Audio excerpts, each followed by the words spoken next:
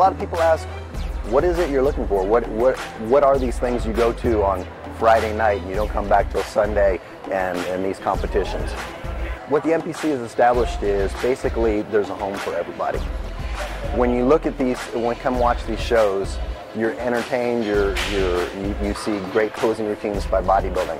But whereas it entertains you, maybe that's not where you fit in. What you want to do is look at what we provide in the NPC, look at the different categories, maybe sit down with a coach, maybe sit down with a nutritionist and say, okay, where do I fit in? And then take your body beyond where it's ever been.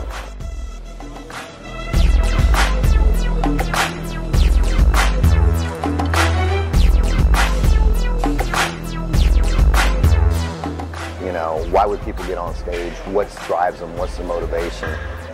You followed a couple different people now getting ready for Universe. One, Chela Garcia. Over 50 category, female, had never been really an athlete in her life. Drawn to weight training and eventually physique competition, figure specifically, wanted to challenge herself, get in the best shape of her life. Each time she got to a new level, she said, well, what about the next level? What about the next level? In the art of the NPC physique competition, be it figure or physique or bikini, what is your genetic ceiling? How high can you go? I had a trainer, and he, Juan Arujo, and he used to tell me, you know, that he could put me on stage, that I could get on stage, and I was like, no, I could never do that. So he kept bugging me, and I went to a show, and I was really, you know, fascinated when I saw the girls. I was like, wow, I want to do that. I qualified for Team U in 2011, and this was my third year competing in Team Universe. This time around, I was really relaxed. I felt good. I felt good about my body. I felt like I'd, you know, given it all I had and worked really hard. You know, once you're at a national level, all these women are beautiful. I mean, they look amazing. They look huge. They're, you know, I feel good. I did everything that I could, and I felt like I brought my best package, and I just need to tweak some parts, and that's what we're going to focus on.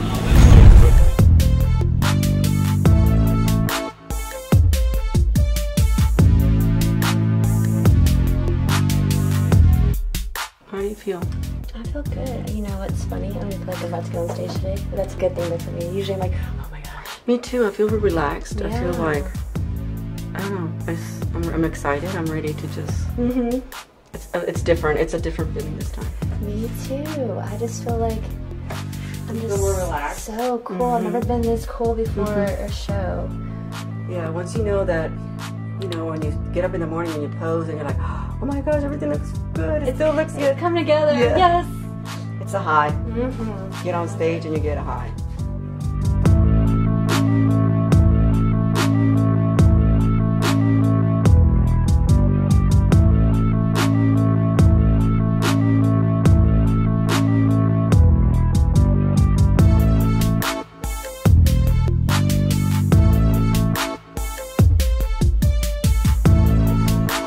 When I walked on stage, I felt so confident. I felt the best that I've ever felt.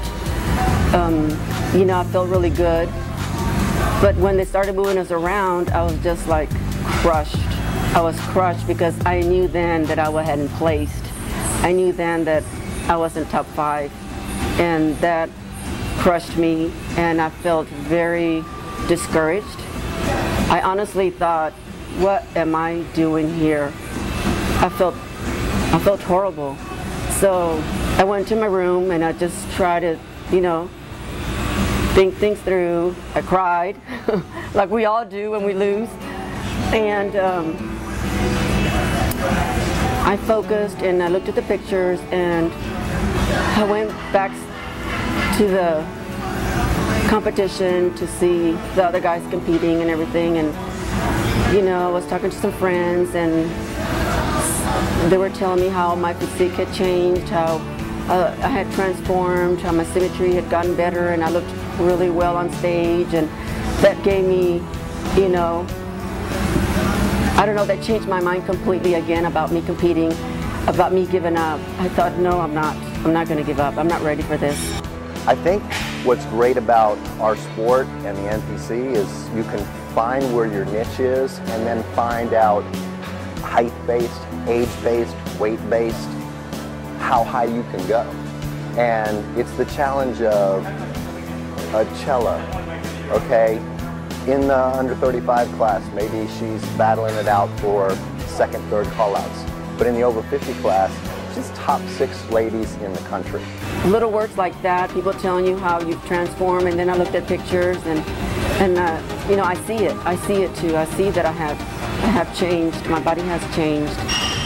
So that's what I'm gonna focus on, you know, just keep changing it.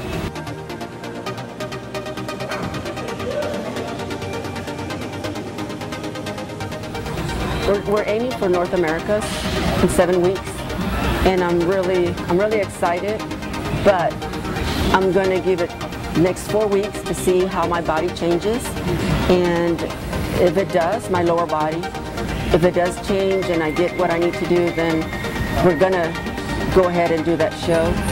You know, I'm really excited about that because I know that if I have to transform my upper body the way I have, I know that I can do that with my lower, and I know that I will bring in the best package on show.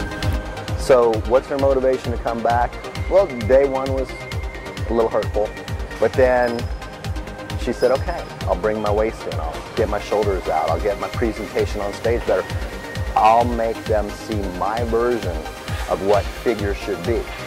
And it's all about personal interpretation. I think you also followed Stephanie Chapa. Stephanie Chapa is a beautiful young lady, bikini. A lot of people look at her and she's already got great contracts with certain people and certain companies. She's already got modeling, she's got a lot of things going on. But she's a former athlete. Unlike Chela, who's never competed, she used to compete in swimming.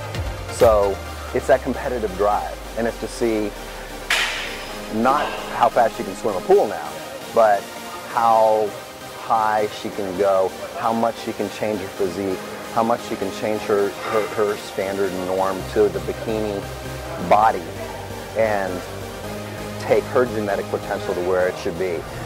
My critiques from last year's first 2 national shows I did coming into this year was pretty much to tighten the backside, to have that hamstring glute tie-in. I was starting to develop it, but it wasn't as permanent as you wanted it to be, or I did, compared to the girls on the pro level. So I really took the time and worked real hard with Greg Carrere, my trainer at 1-to-1 in Houston, almost 4 days a week of legs and lower body, with plyos, resistant bands, boot camps with a lot of the girls that were also competing from the same gym, Dana Ambrose and Chela, Jessica Prowse, just a lot of good girls that I'm surrounded by at this gym that helps freshen things up and also get together and just have that bond of female competitors that helps motivate you and get you through the hard days and make it fun.